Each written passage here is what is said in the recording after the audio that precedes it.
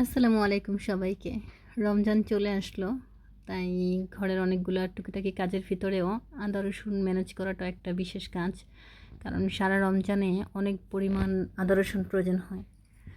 So সেই জায়গা থেকে হচ্ছে আজকে আদা রসুন নিয়ে বসে পড়া। আর আমি যেটা আজকে নিচ্ছি সেটা হচ্ছে দেশি আদা। এটা একদমই দেশি আদা। এটা অবশ্যই ছিলে নিতে হবে, না ছিলে হবে না। কারণ এটার আঁশটা খুব মোটা হয়। আর পাশাপাশি নিচ্ছি আমি বড় কোয়ার যে রসুনটা হয় সেটা। এই রসুনটা আমি মনে করি খেতে বেশি স্বাদ হয় এবং পরিষ্কার করাটাও ঝামেলা কম। দ্যাটস ওয়াই হচ্ছে এই রসুনটা ইউজ করি। আমি সবসময় বাসায় এই রসুনটা ইউজ করি। আর আমি এটা পরিষ্কার করব চাকু দিয়ে, ছুরি দিয়ে, হ্যাঁ?